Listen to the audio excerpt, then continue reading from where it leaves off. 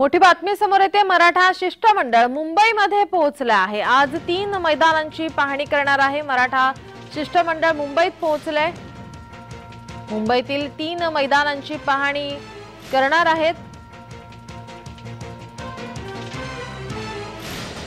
आपले प्रतिनिधी विजय चिडे आपल्या सोबत फोन लाईन वरून जोडलेत। विजय, मुंबईत 3 मैदानांची या ठिकाणी पाहणी करणार आहे। मराठा शिष्टमंडळ या ठिकाणी पोहोचला आहे।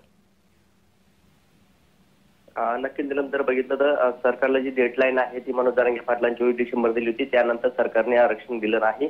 त्यामुळे आता मनोज जरांगे पाटील यांनी 23 डिसेंबर रोजी बीड येथे झालेल्या भरसभेमध्ये जाहीर आवाहन सांगितलं होतं की 20 जानेवारीला आम्ही मराठा समाज जो आहे तो आता मुंबईमध्ये येणार आहे।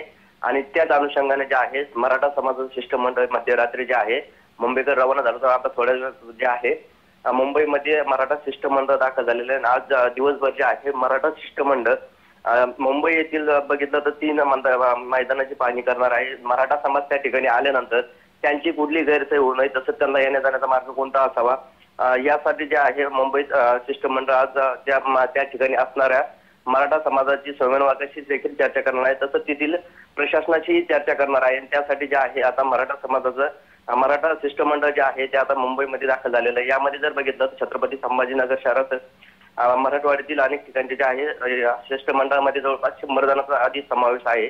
आणि हे शिष्टमंडळ जे आहे मुंबईतील आझाद मैदान, शिवाजी पार्क आणि बीकेसी या 3 मैदानाची पाहणी करणार आहे। राज्यभरातून जे आहे मराठा समाज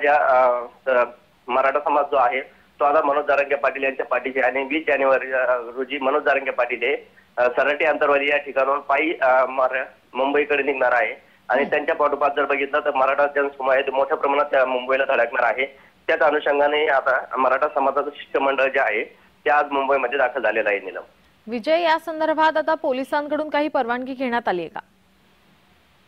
अद्यापही आज जे मराठा समाजाचं शिष्टमंडळ आलेलं आहे ते आज पोलिसांशी याबाबत चर्चा करणार आहे।